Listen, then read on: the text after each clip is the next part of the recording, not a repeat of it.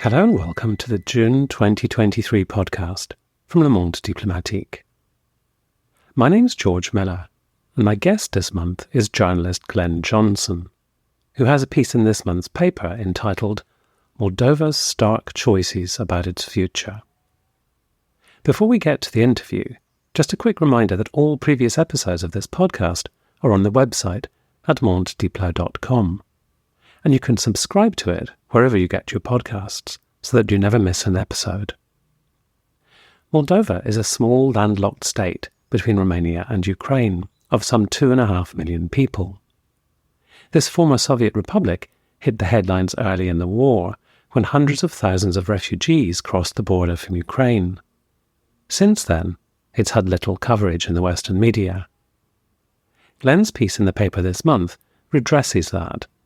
He looks at how Moldova's politicians have responded to the war next door and discusses how the government of Moldova's president, former World Bank economist Maia Sandu, has slid ever deeper into ethnonationalism. Popular protest at the cost of living, inflation reached 34% last year, has meanwhile been co-opted by the Shore party, headed by Ilan Shore, a fugitive oligarch sentenced to 15 years in prison in absentia for his role in a $1 billion theft from 3 Moldovan banks a decade ago. And the stark choice in the title of Glen's piece is, of course, about whether Moldova's future security depends on it maintaining strict neutrality rather than seeking ever closer ties with the West. Glen is currently based in Ukraine, and when I spoke to him earlier this week, I began by asking him what had prompted his visit to Moldova this March. Well, we'd had the resignation of Natalia Gavrilitsa, who was the Prime Minister, and lots of rumours that emanated from Ukrainian intelligence that there was going to be a coup. I wasn't buying it, but I wanted to go over anyway to talk with everyday people, construct a story and use the fact that Moldova was in the news again to try and get out a piece that might give some differing context than what you'd see in Western media more generally. And what kind of people were you hoping to talk to when you were there?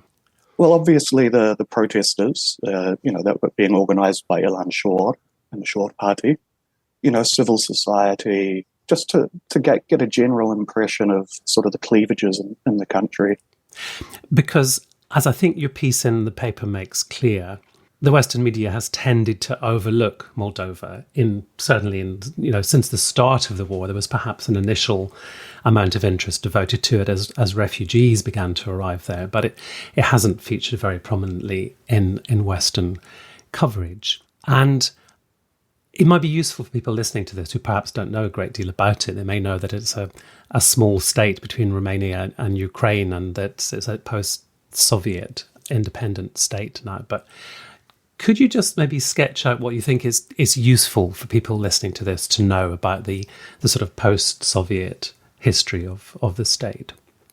Well, Moldova didn't really have a history of self-rule. It was an Ottoman vassal, part of the Russian Imperial Russia, part of the Romanian Kingdom, and then a Soviet republic. So there wasn't a really experienced political class that could manage the country. And in the sort of the devastation that followed the Soviet dissolution, I think what tended to happen politically is politics was a tool for personal enrichment that had held the country back. And it's continued up until Sandu was elected. And often politicians would play ethnic groups against each other, and they'd sort of compete, because Moldova's sort of torn between East and West. So you'd have these sort of geopolitical concerns leveraged for political gain. It's very dysfunctional sort of politics. Didn't seem to be about how to build the country. In these environments, the worst people tend to bubble to the surface. Yeah, we have seen that pattern repeated, I think, in a lot of different countries in similar situations. The other thing, which I think is probably useful for people to know at the start, is about the breakaway territory of Transnistria Transnistria, which was already expressing its unwillingness to be part of Moldova, even right back at the beginning. I think even just before Moldova became an independent state. So what is it about Transnistria that makes it not want to be part of that wider polity? Ethnic Russian, basically, a lot of Russian speakers, and I think probably cynical manipulation by the leaders over decades in Transnistria. It's a tool that Russia uses to try and keep Moldova within its sort of orbit, what the Kremlin perceives as its orbit. I imagine there is very strong public sentiment that is supportive of the Kremlin, as I've seen in other breakaway territories like Abkhazia, for example. But there'll also be a lot of people who are very pro-Moldovan. One thing that I noticed over the past year as positions began to radicalize in Moldova is a lot of young sort of civic activist types, people that are getting Western grant money, would be saying, no, nobody in Transnistria actually wants this. They want to be with us. Problem there is you're dehumanizing swathes of the population. You're denying them an authentic political identity. And what about on the key questions of Moldova's attitude to the EU and to potential NATO membership, which have clearly been such powerful attributes of Ukraine's pivot from the east to the west? How does Moldova's stance on those things compare? A large percentage of people in Moldova are fed up with corruption in the judiciary. They want security services reformed. They want a healthy, functioning economy that provides for their needs. And I think a lot of people look to the EU. They'll have maybe even relatives there that send money back. And they view this as an opportunity to better the country, to finally sort of have a better life. And attitudes towards the EU, they can fluctuate quite a bit. So I was in Gagauzia, the autonomous zone, in 2017 for a while. And attitudes, like pro-EU attitudes, just from memory, had plummeted to about 35% because the ruling party at the time was saying, we're pro-Western, we're pro-EU, and they were very clearly corrupt. So you've gone from this sort of high of 70 or 80% support, something like that, a decade earlier, or 7 or 8 years earlier, to it plummeting. And I imagine it's gone back up again now. But Moldova has candidate status to join the EU. But at the time of the outbreak of war, it had a policy of strict neutrality. So those facts being so, how has Moldova, or how did, because I think in your piece you describe a sort of evolution of its stance on the war. So maybe you can say a little bit about how it initially responded to the outbreak of war in Ukraine, and then we can maybe talk a little bit about how that has since evolved. Well, I thought the government's response initially was very, very good. They emphasized constitutional neutrality, and they condemned Russia's invasion, which is illegal and morally wrong. There's no question about this. They did what they could. It's a weak state to support refugees. That was mostly outsourced to civil society groups, a group called Moldova Pentru Pace. And I thought that was pitch perfect because, Russia's force was weak. 200,000 was not enough soldiers to achieve what they were hoping to achieve. But I also don't believe the Kremlin was ever interested in a Moldovan conquest. I think if they could have, they would have taken Odessa and linked up with Transnistria, and that would have been sort of the end. They don't want to rule Moldova, in my opinion, just like they don't want to rule the Baltic states because people hate them. A lot of people hate them. So that, the government's approach was really, really good. I was impressed. And then it started to change over the course of the year. And I think Sandu, who is a Romanian ethnonationalist and a free marketeer who sort of idolizes the concept of the EU, saw this as an opportunity to pursue her vision for Moldova. And the public sentiment, in terms of NATO, it's around 60% still support neutrality as their best form of defense, their security guarantee. And in my opinion, they're absolutely right in that. There's other ways to deal with Russia. I think Sandu and PAS, the political party, they're not being adult anymore. They need to accept that, we are caught in this kind of, geopolitical sort of grey zone, and diplomacy is the best thing we can do. As much as we condemn what Russia does, we have to acknowledge that we're still in their neighbourhood, which sounds terrible to a Western listener, but that's sort of the reality. But that's not what's happening. And Sandu had come to power kind of on a wave of support for, clearing out the corruption, sorting the state out, addressing the things that you described as having plagued Moldova really from its start as an independent state.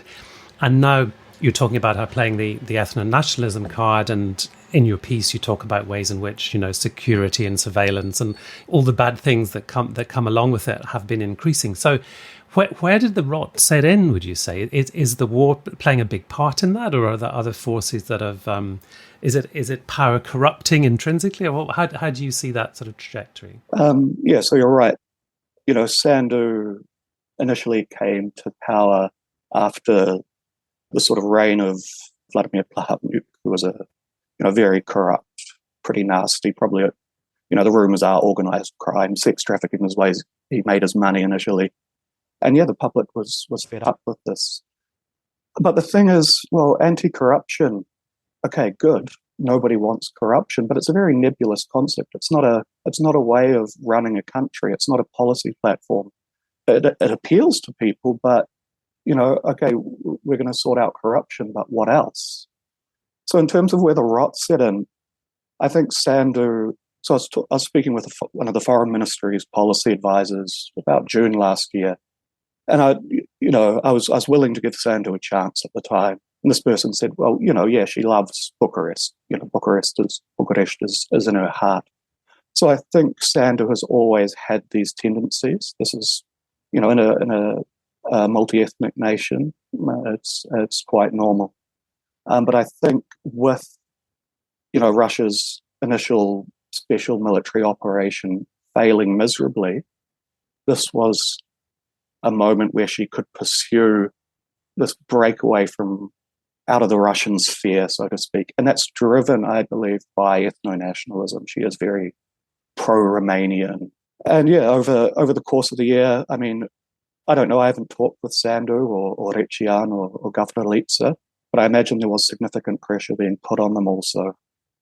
So I talked about the Jamestown Foundation in the piece, an article by one of their senior fellows, and he's saying, Moldova has to militarize. It should be, whether it likes it or not, we in the West should devise it, security guarantees, and make it a NATO member by any other name.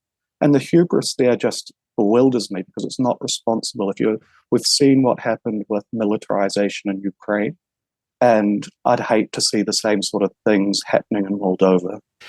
And what kind of forms did you see the ethno-nationalism take, or have you heard the ethno-nationalism take in Moldova? So my group of friends, I've noticed a radicalization over the past year. It's very, it's like the boiling frog story. But I was back briefly for 4 days in January. And because I'd been spending so much time in Ukraine, I just said "Privyet" when I met people, And one guy I know was like, "Oh, we speak Romanian here," and it's like, dude, like, you actually speak Russian and Romanian, like. So yeah, I've noticed this kind of subtle, but step by step, this militarization amongst a certain part of the society. One friend, I did a story for the Los Angeles Times in 2017 from Moldova. And at the time, this friend was like, we don't want Russia and NATO to compete. We want neutrality. It's a disaster. And now, because of the violence people have seen in Ukraine and the fears that are being stoked about Russia and potentially one day invading, now this friend is very, very militant, very... and this is just, it's a natural consequence of war, but I think responsible politicians would tamp that stuff down. They'd realize it's a multi-ethnic country. We're caught in this horrible sort of east-west tug of war. Let's devise maybe a fifth way, an alternative way of dealing with this. But instead, I think they're going down the worst possible path. And for Moldovans who are unhappy with the path that Sandu is taking them down, and also unhappy with, very fundamental things like the cost of living, because it was already a very poor country, wasn't it, before the war, and the war has further added to its problems. Is there anywhere that people who oppose Sandu can turn in terms of political structures? I mean, you've got the Party of Socialists, Shore Party, and they, particularly the socialists, are a big bloc. But for someone who's not disposed towards those parties, well, where are you going to look? There's not really, from what I've seen, any decent alternative. And yeah, I mean, the protesters that Shore has been agitating, it's really sad, because these people have genuine, legitimate concerns. The government doesn't listen to them. So, for example, a few months ago, I was on Facebook, and I saw a disinformation monitor from Chisinau, someone who's paid by US out of Western money to monitor Russian disinformation. And the protesters had gathered outside like the Opera House or something like that, and just the mockery, like, I think the post was something like, "Oh, they're upset that like Tchaikovsky isn't playing," or something, like degenerating them as hillbillies from the countryside who are just, and I just found that the scorn that was poured on these people quite repugnant. Like, they're still people, they're poor, they have uncertain futures. A lot of elderly, middle-aged and elderly, and are perhaps seeing the world change at a rate they're not comfortable with. And I think it's best to listen to these people as much as you dislike the people that are sort of manipulating them. But again, this is the sign of radicalization in Moldova. And I was going to say also polarization and stigmatization, which so often go along with that as tools of that kind of radicalization. You mentioned the name of Dorian Recian, the current prime minister, and you also write about him in your piece. Why is he significant, would you say? Is he part of the sort of drift, or the sort of architect of the drift towards a sort of more securitized state and a manipulation of ethno-nationalist rhetoric? Well, so in the story, I quoted an IRI poll from the end of last year, and it found that 58% of the public disapproved of Sandu's actions while president, and 64% disapproved of the government. And that's a result of their failure to address cost of living, other things outside of their control, like inflation, largely outside of their control. But also, what is their plan for Moldova? What, to turn it into a tech hub? Well, that's not going to help your rural labourer who can't get work, Yeah, it'll help your base, the civil society types. But that's not a plan. And I just think they're out of ideas, particularly in the world we live in.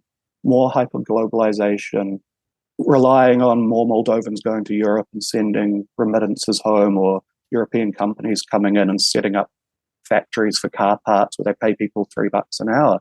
That's not a plan. And so I think, as much as sort of the elites in Chisinau pour scorn on a large percentage of their compatriots, people are smart enough to realize this government doesn't have a plan. And that's a lot of what's driving, it's not just the shorter people. When you've got 64% of the public dissatisfied, well, that's not just an oligarch stirring up problems. This is widespread public opinion. And I think because they don't have a plan, they decided to stir up fear, stir up militarization. I mean, it's the oldest trick in the book. And so that's what they're doing. And where Recian comes into it, well, he was the interior minister when the $1 billion theft happened. And to my mind, how competent are you if that happened under your watch? To my mind, clearly not very, very competent. But he was an advisor, security advisor. He gave a speech, I think it was November last year. It might have been a military academy or something, I can't remember exactly. The American and British ambassadors, German ambassadors were there, and he's saying, we need to put security front and center, blah, blah, blah.